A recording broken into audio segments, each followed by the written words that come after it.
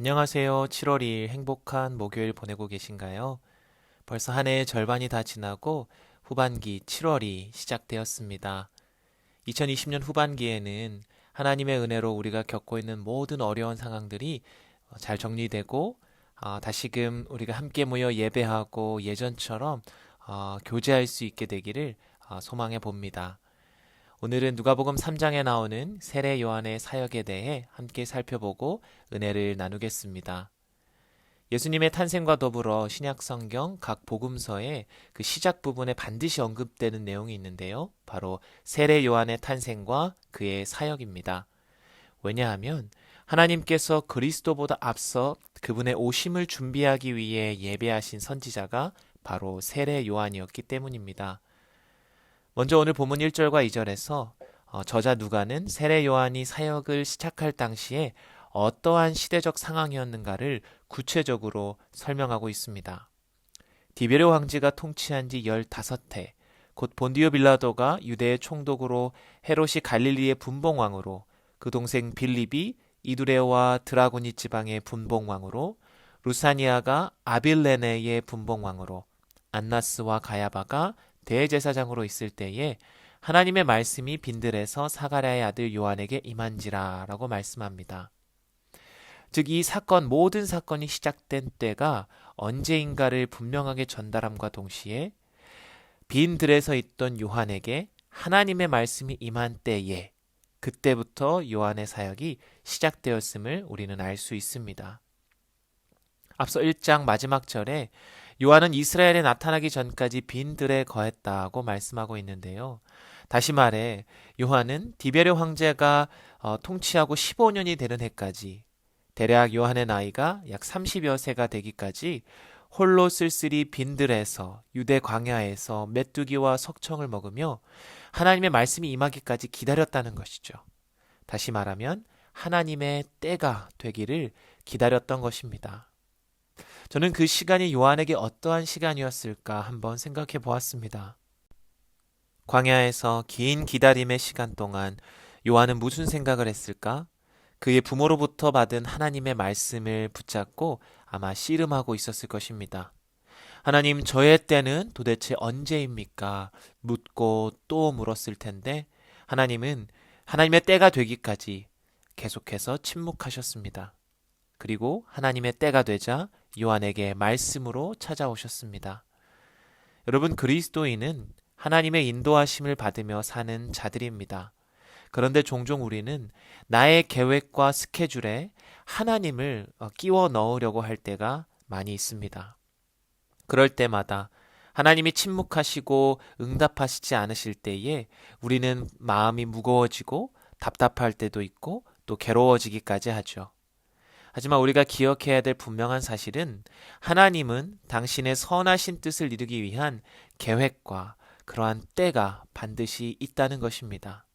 그리고 그 때가 되면 우리에게 말씀을 통해 찾아오시는 것입니다. 요한은 하나님의 말씀을 받고 즉시 유대 광야, 요단강 근처로 가서 말씀을 선포하기 시작하였습니다. 그가 받은 하나님의 말씀, 선포했던 메시지는 3절 말씀에 죄 사함을 받게 하는 회개의 세례를 전파하니 라고 말씀합니다. 이것을 마태복음 3장 2절에선 이렇게 기록하고 있죠. 회개하라, 천국이 가까웠느니라. 이 메시지는 구약의 선지자들을 떠올리게 합니다. 범죄하고 타락한 이스라엘 백성들을 향하여 하나님께 회개하고 다시 돌아오라. 400여 년간 이스라엘을 향해 침묵하시던 하나님께서 요한의 입을 통해 다시금 그들의 회개를 촉구하고 계신 것입니다. 그 이유는 바로 하나님의 나라가 가까이 왔기 때문이었습니다. 요한은 이 말씀을 통해 자신의 사명이 무엇인지 분명히 알고 있었습니다. 요한복음 1장 23절에 바리새인들이 보낸 사환이 묻는 질문에 요한은 이렇게 대답하죠. 이르되 나는 선지자 이사야의 말과 같이 주의 길을 곧게 하라고 광야에서 외치는 자의 소리로라 하니라. 자신이 하나님께 받은 말씀과 사명은 다른 것이 아니라 주의 길을 예비하는 것, 즉 하나님을 떠나 죄 가운데 죽어가는 백성들에게 회개를 선포하며 하나님께서 보내실 그리스도를 통해 완성하실 그 구원의 길을 예비하는 것이었습니다. 예수님 역시 자신의 사역을 시작하면서 이와 동일한 메시지를 선포하셨습니다. 마가복음 1장 14절 15절에 요한이 잡힌 후 예수께서 갈릴리에 오셔서 하나님의 복음을 전파하여 이르시되 때가 찼고 하나님의 나라가 가까웠으니 회개하고 복음을 믿으라 하시더라. 여러분, 구원의 시작은 죄로 인해 굳어지고 완악한 마음이 성령의 역사하심으로 깨어지고 진정으로 회개하는 것입니다. 여러분이 하나님의 말씀을 마주했을 때에 죄가 깨달아지고 나의 마음속 깊은 더럽고 추악한 나의 실체를 인정하게 될 때가 있었다면 그것은 바로 성령의 역사입니다. 그때 진정으로 나의 죄를 회개하고 고백함으로 하나님께 부르짖을 때에 그리스도의 십자가를 통해 하나님의 자녀가 되는 놀라운 축복을 누리게 하시는 것이죠. 요한은 이 놀라운 구속사역의 시작을 외쳤던 사람이었습니다. 그리고 이 요한의 외침은 당시 유대 땅 이스라엘 백성들만을 위한 것이 결코 아닙니다. 바로 오늘을 살아가는 저와 여러분, 그리고 이 시대를 향한 동일한 메시지인 것이죠. 요한의 외침처럼 그리스도께서 이 땅에 오셔서 하나님의 나라가 임했습니다. 그리고 십자가 위에서 모든 것을 완성하신 예수께서 부활 승천하사 이 땅을 다시 심판하시기 위해 오실 것이라고 약속하셨습니다. 그리고 참된 회개가 없는 모든 자들을 하나님의 심판대 앞에서 영원한 형벌을 받게 될 것이라고 말씀하셨습니다. 저와 여러분은 이 요한의 메시지를 통하여 참된 회개로 나아가야 할 것입니다. 여기서 한 가지 중요한 사실은 요한은 세례를 받으러 오는 모든 무리를 향해 무조건 세례를 주지 않았다는 것입니다. 다시 말해 진정한 회개가 있는 자들에게만 세례를 베풀었습니다. 특별히 자신에게 나온 한 무리를 향해 독사의 자식이다 라고 표현하며 8절과 9절에 이렇게 경고하죠. 그러므로 회개에 합당한 열매를 맺고 속으로 아브라함이 우리 조상이라 말하지 말라. 내가 너희에게 이르노니 하나님이 능히 이 돌들로도 아브라함의 자손이 되게 하시리라. 이미 도끼가 나무 뿌리에 놓였으니 좋은 열매를 맺지 아니하는 나무마다 찍혀 불에 던져지리라. 여러분, 회개에 합당한 열매를 맺지 않으면 그 회개가 참된 회개가 아니라고 말씀하고 있는 것입니다. 그렇다면 회개에 합당한 열매는 무엇일까요? 그것은 우리의 삶에서 실제적으로 일어나는 변화를 의미합니다. 여러분이 잘 아시다시피 참된 회개는 단순히 생각이나 감정적 뉘우침이 아닙니다. 자신이 저지른 잘못에 대한 인정만을 의미하지도 않고 또 마음의 변화 없는 행동의 변화만을 의미하지도 않습니다. 죄로부터의 돌아섬, 실제적인 행동이 반드시 동반되어야 진정한 회개라고 말할 수 있는 것이죠. 이러한 삶의 변화를 이야기하면 많은 사람들이 이러한 오해를 합니다. 마치 이제는 더 이상 죄를 짓지 않고 성인군자가 되어 완전 무결의 삶을 사는 것처럼 말이죠. 그래서 회개하기 전에 지레 겁을 먹고 회개를 아예 포기해버리기도 합니다. 오늘 사람들은 자신들이 무엇을 해야 할지를 요한에게 물어보는데요. 요한은 아주 중요한 대답을 해줍니다. 11절에 옷 2벌 있는 자는 옷 없는 자에게 나눠줄 것이요 먹을 것이 있는 자도 그렇게 할 것이니라. 또 세리에게는 부과된 것 외에 거두지 말라. 군인들에게 사람들에게서 강탈하지 말며 거짓으로 고발하지 말고 받는 급료를 족한 줄로 알라 하니라. 즉 이 세례 요한의 답변을 종합해 보면 진짜 회개의 열매는 내 삶의 현장에서 죄로 물든 행실들을 하나하나 구체적으로 바꾸어 나가는 것입니다. 그리고 그 행실을 이제는 주님의 말씀을 따라 순종하는 삶으로 살아가는 것이죠. 최근에 습관의 중요성에 대한 한 강연을 들었는데요. 거기서 정말 당연하지만 중요한 원리 하나를 다시금 깨닫게 되었습니다. 여러분, 나의 늘어가는 뱃살을 보며 좌절할 때에 가장 먼저 바꿔야 되는 것이 무엇이죠? 바로 우리 매일의 식습관입니다. 또 빈 통장이나 늘어가는 빛을 보면서 가장 먼저 바로 잡아야 하는 것은 바로 나의 소비 습관인 것이죠. 우리 일상의 작은 행동 하나하나가 모여서 결국에 나를 만들어가는 것이기 때문에 우리가 어떤 삶의 큰 변화를 꿈꾸고 그런 것들을 바란다고 한다면 매 순간순간에 일어나는 나의 작은 습관들을 반드시 고쳐야 한다는 것입니다. 여러분, 영적인 원리도 마찬가지인 것 같습니다.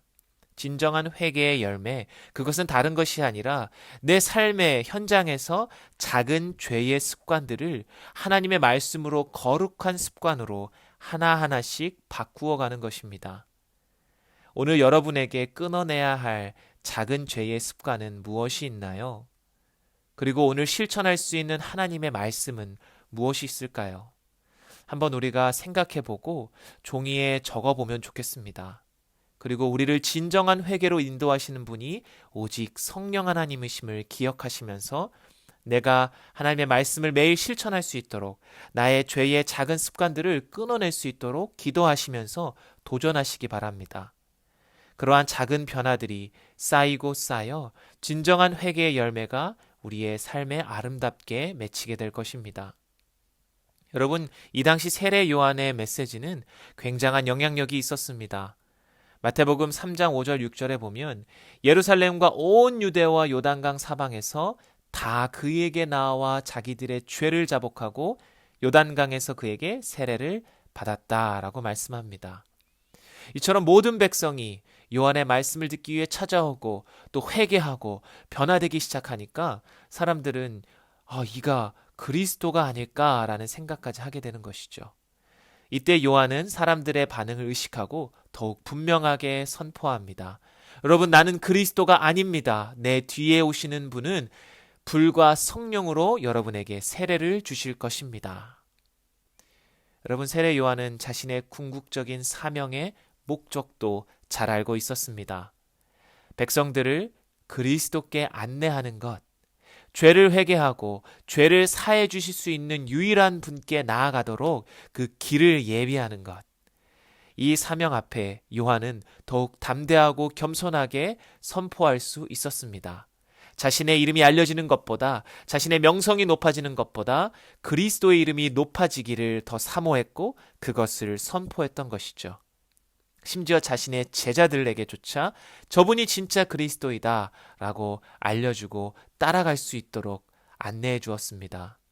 저는 이 요한의 삶과 사명을 묵상하면서 왜 예수님께서 요한이 모든 여자에게서 난 자들보다 이보다 큰 이가 없다라고 말씀하셨는가를 조금은 이해하게 되었습니다. 그것은 요한이 자신의 삶의 목표와 사명을 분명히 알고 그것을 위해 자신의 모든 것을 헌신했기 때문이었습니다. 그의 대부분의 인생을 광야에서 홀로 하나님의 말씀을 기다리다가 하나님이 부르신 때에 인생을 걸고 순종하는 마음으로 하나님의 말씀을, 진리를 선포했습니다.